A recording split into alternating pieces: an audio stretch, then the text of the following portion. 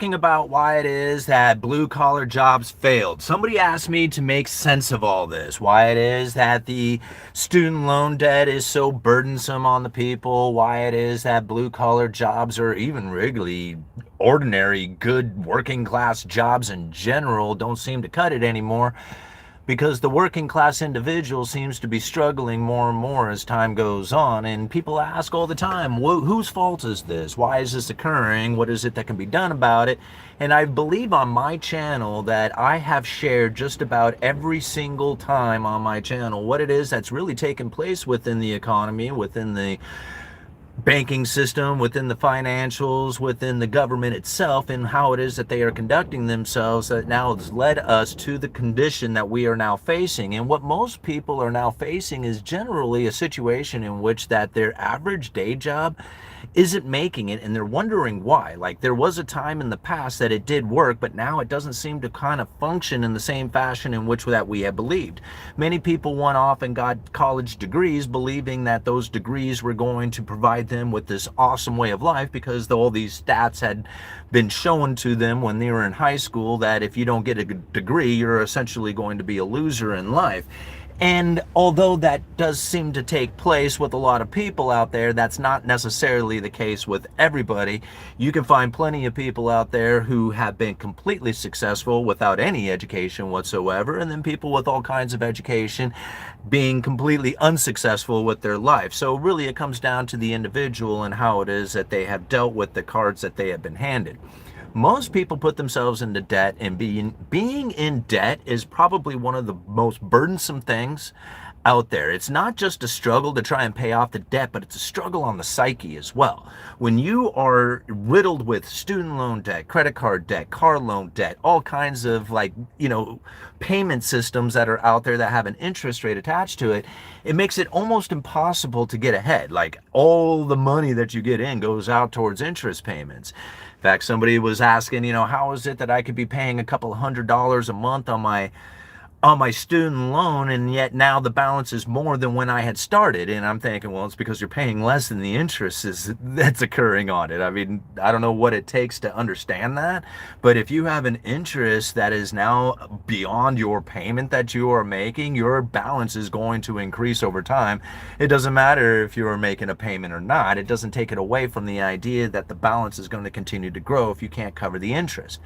That part right there seems to be so confusing to people that they literally put themselves into a lifelong situation of hell to pay.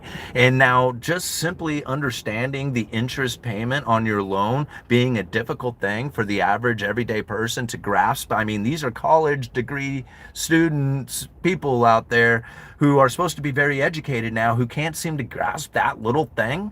Yeah, I don't know if there's going to be any hope for them, right? I mean, if you aren't getting this from an early age, then it's probably going to be a very difficult road to go down.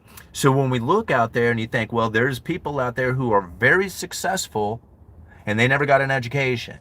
And then there's other people who are not successful and they got an education.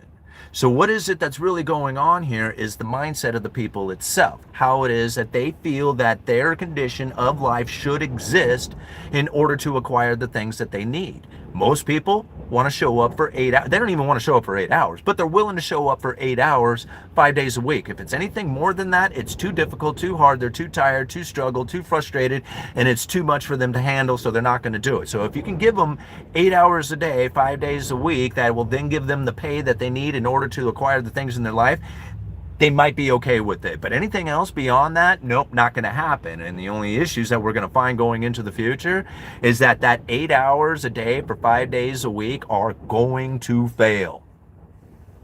They're going to fail.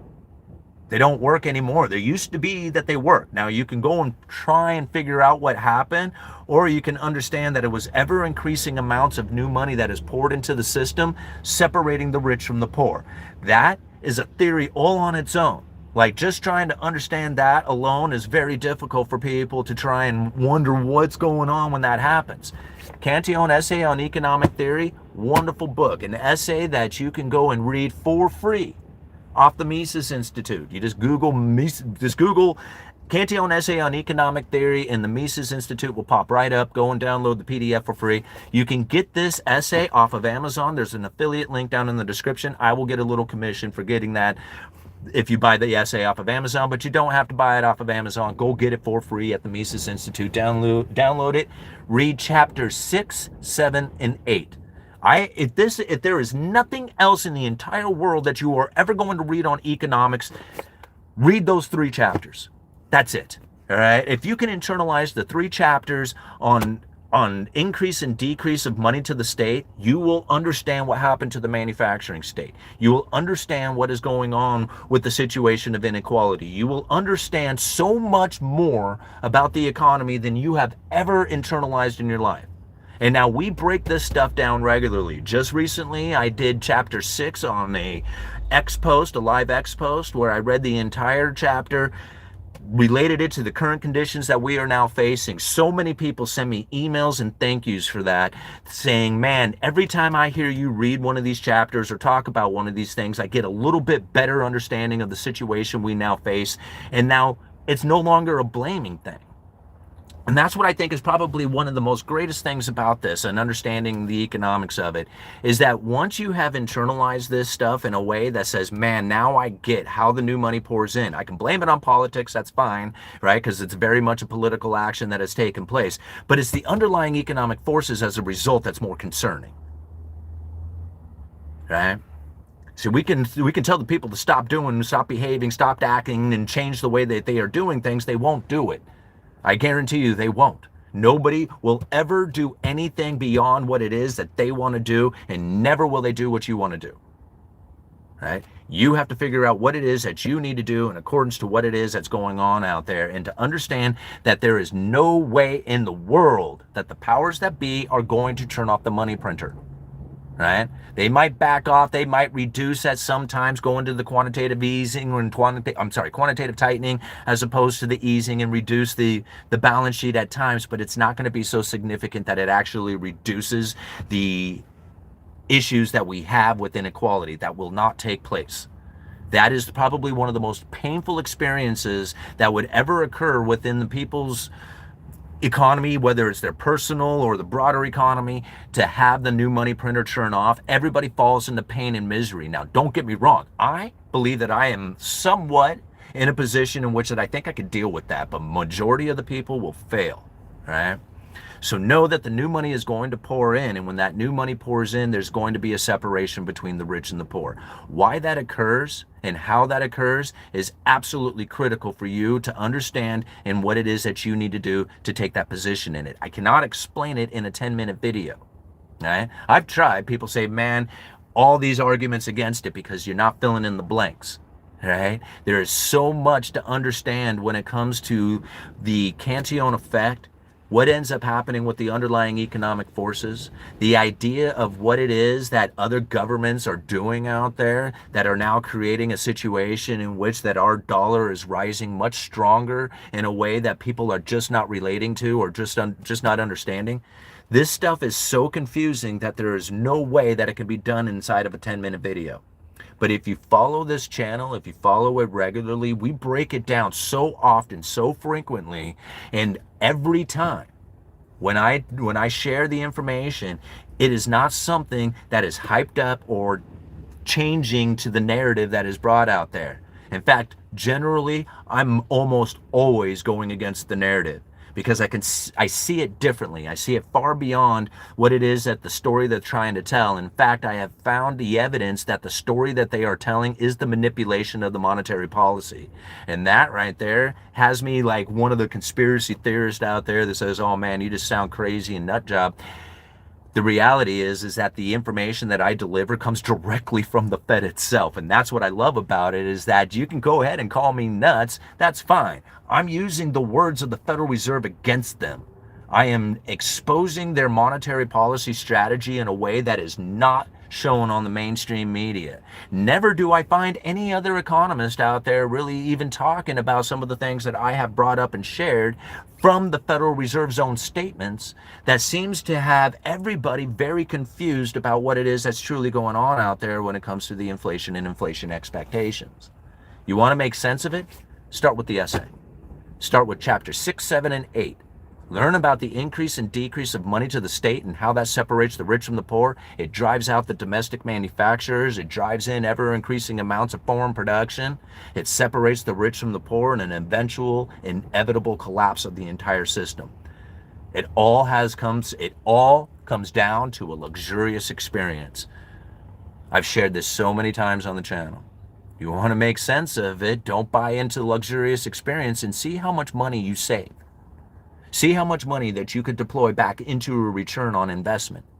Think about that extra money that went to the vacation, to the booze, to the drugs, to the parties, to all that other stuff out there. All that luxurious experience to make you feel good, elevate your lifestyle, to give you a pleasurable experience, could have been deployed into a return on investment. People wonder why it is that so many people are out there being so poor, while other people are out there collecting assets that pay them on a regular basis, that now has them with such an abundance of wealth, it seems unrealistic. How many people have been doing this for centuries? Building this up and handing it off to their family, explaining what it is that's going on in order to keep that separation movement going. They're not necessarily trying to create the separation. They just want to make sure that they're not on the bottom side of it.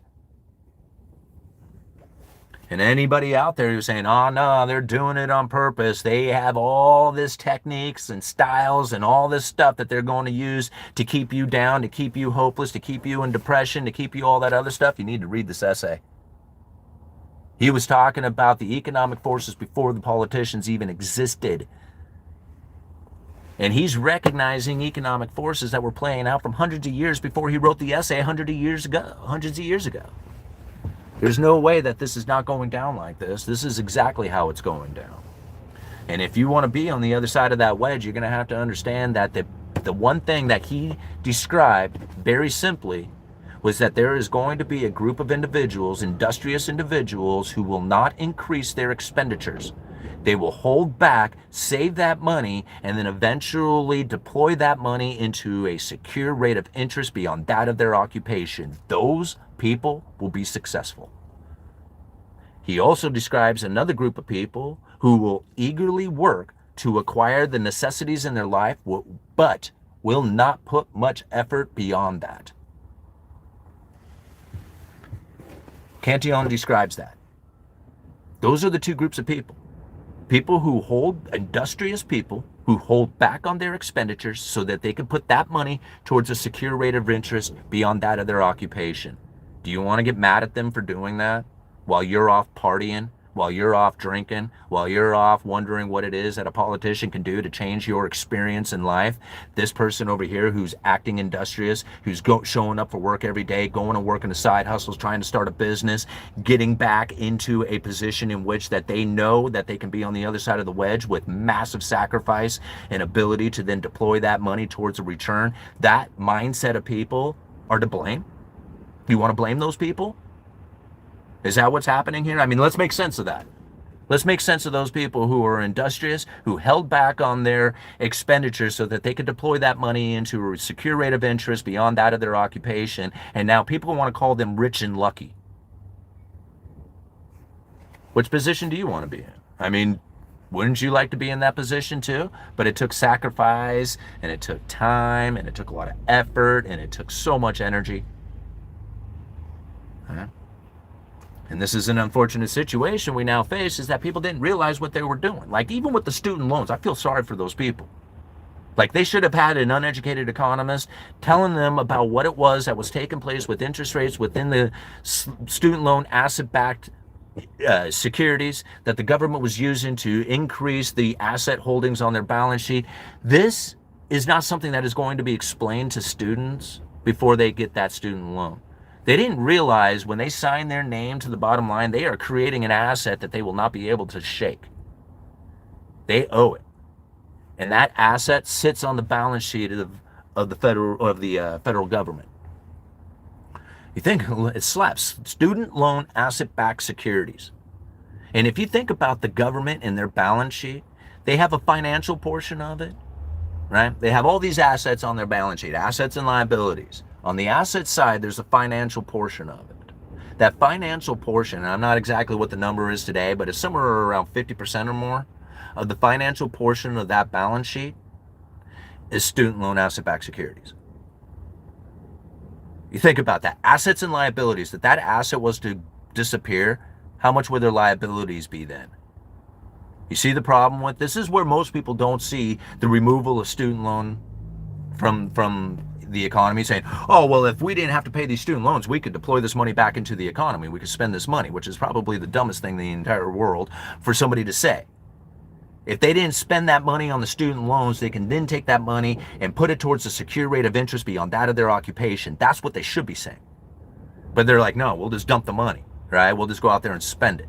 Wouldn't that be awesome for everybody in the economy and all that? Like, I'm thinking, yeah, it's awesome for the rich and the government, but it's not awesome for the American individual. See, that's the exact thing that separates the rich from the poor. Is people who did exactly that with that mindset. If you remove this student loan from my burden, then I could go out there and spend this money into the economy. Wouldn't that be wonderful? What they should be saying is I would be taking this money and then deploying it towards a secure rate of interest beyond that of my occupation, because I have already cut back as much as I possibly can, considering I have the student loan debt to pay. Now, on the flip side of that, the government's over there looking at assets and liabilities, and the student loans, regardless if they're paying them or not, is still sitting as an asset on the balance sheet. If you remove that asset, now the liabilities overwhelm the assets, the balance sheet is imbalanced, and the credit rating goes to shit. How many people explain that when they say, hey, we just removed the student loans from the asset side of the balance sheet? It doesn't work like that. You can't I mean, you could, but it's not going to work like that. It's super important to understand how it is that they can get those things off the balance sheet, and that's literally to have somebody go and hand them the liability offset. Say, hey, man, I'm a rich individual, and I'm going to go and just pay that person's student loan debt off. Here's the liabilities in order to offset that asset. Go ahead and take it off. Here, I'm paying it off. How many people are going to do that? None, right? So how is it the government's going to get that student loan debt just removed? They're not. They're not going to do it. In fact, they created a situation in which that massive amounts of students went out there and created an asset that they could put on the balance sheet. So now they got all these liabilities with an asset to offset it. It was one of the biggest manipulation games in the entire world, is to get all these kids to go out there and create, with their signature, an asset that could sit on the government's balance sheet that cannot be removed. Okay. My old deckmate Roy Ferreira from San Pedro, rest in peace, bro, played that album all the time. It's kind of special because of those memories. Oh, well, good morning, all-nighter. All right.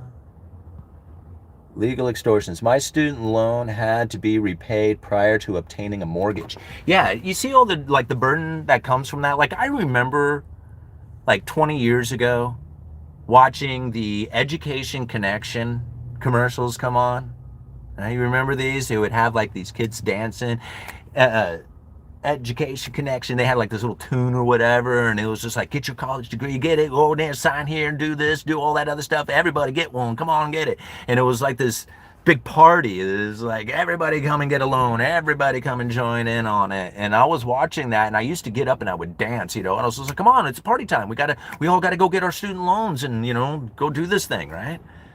And then here it is a few years later, it's disaster. A decade later, it's disaster situation. It was just wow. I mean, it was before I was even Uneducated Economist, YouTuber, or anything like that. I mean, I was making fun of those student loans, saying this is going to be a horrible, horrible event. You can't go and create all these degrees and then expect everybody who is swimming in a sea of degrees to stand out. How does that happen? If you're before, everybody got a degree. If you had a degree, you stood out. It's dude, I got a degree. It was just everybody else went to work and I went to college and I got a degree.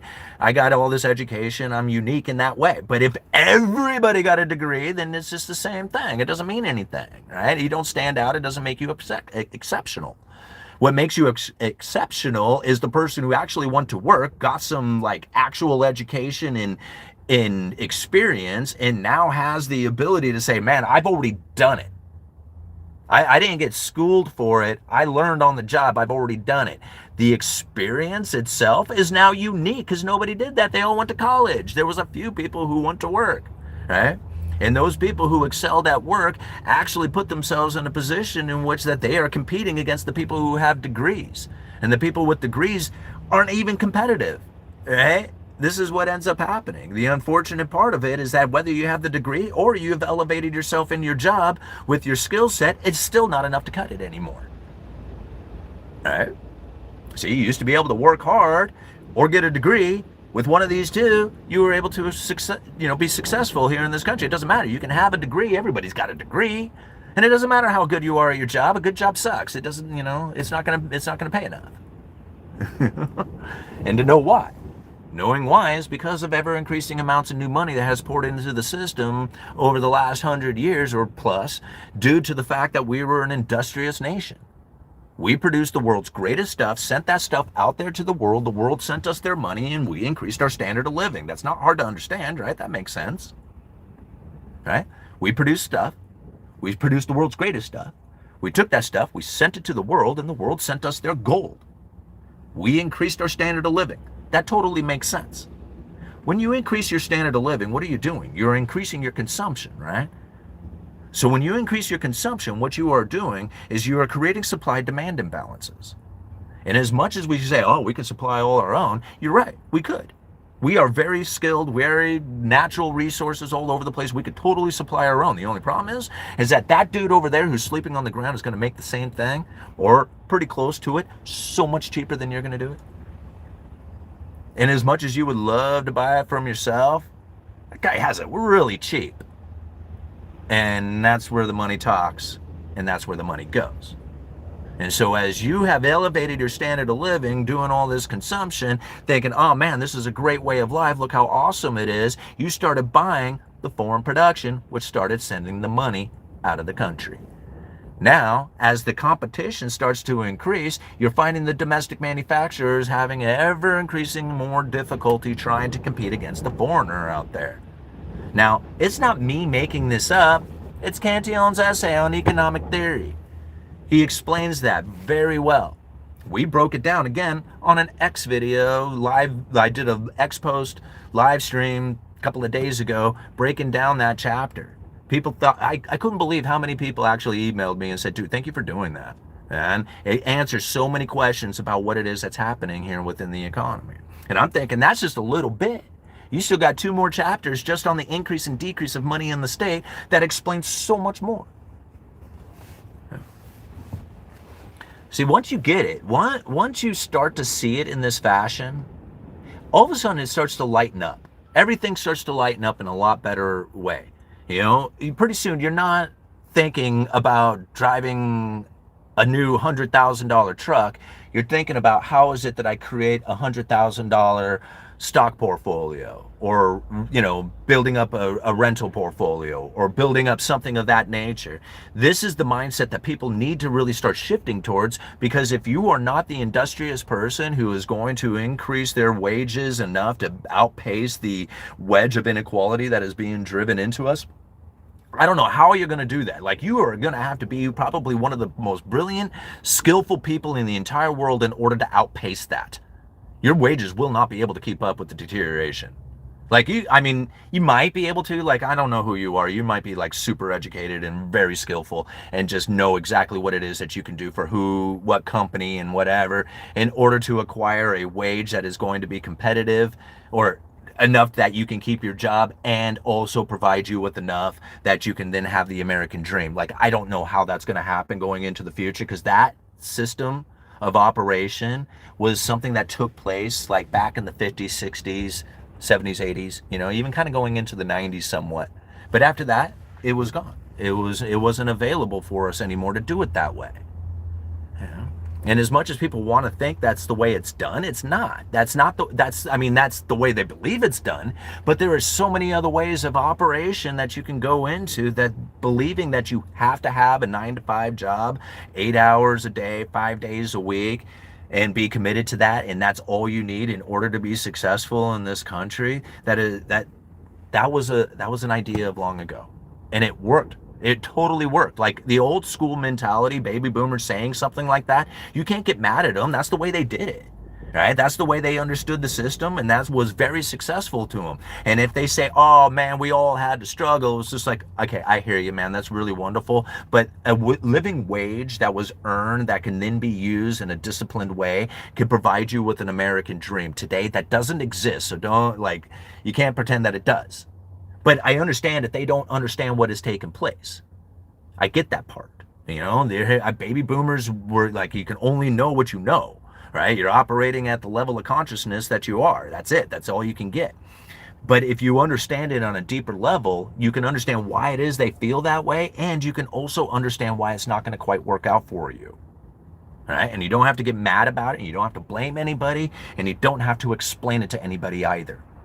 Right? We can talk about it here on the Uneducated Economist, but you don't have to go out there and tell the world, unless you want to start a YouTube channel and do that sort of thing. Then I say go for it, man. Talk it all you want.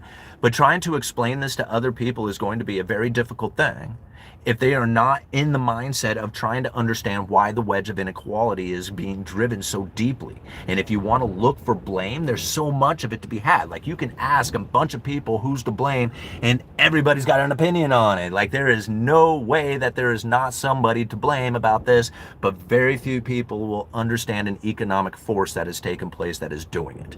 That part will be very complicated for most people to try and internalize. All right, what time is it? Do I have to go yet? Oh gosh, guys, I started this video a little late, but I really appreciate all the people who have joined in. We got 228 people watching with 54 likes. I'll tell you what, guys, give me another couple of minutes here with this live stream. Hit that like button. If you can get it up to 200 likes before we end this in the next couple of minutes, that would just be awesome, guys. This is going to get the YouTube algorithm to grab the video, spread it around for more people to join in. It's not so much about the information that is being delivered today in a single video. It's about the continuous internalizing of the economic forces, and then to be able to recognize them on the outside. This is something that is very few YouTube channels or anybody else is trying to do.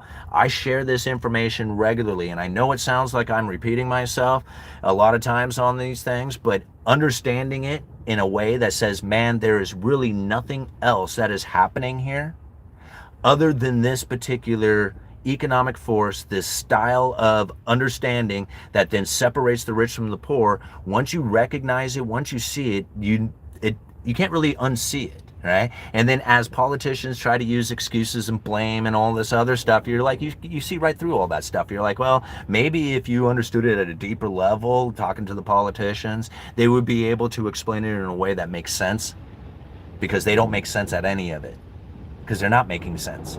They don't make sense. There's nothing that they do that makes sense, right? And that's because they're literally reacting to the economic forces that are playing out. They're not creating them. All right, you guys are awesome. Thank you so much for being here. Go where you are left alone. Haircuts where I live are 40 bucks. Dude, that was this one, right? The 40 bucks in town for a haircut. Yeah, of course I live in one of the most expensive areas to live. Nomad capitalist quote, go where you are treated best. Just got a haircut with a tip for 15 bucks, living an American dream. Wow, Kirk, that's a good one. Where'd you get that at? Like, you can't find anybody to cut your hair in town for less than 40 bucks. Like, I mean, 35 or whatever, 30, 35, something like that. All right, you guys are awesome. Uneducated Economist, you let me know.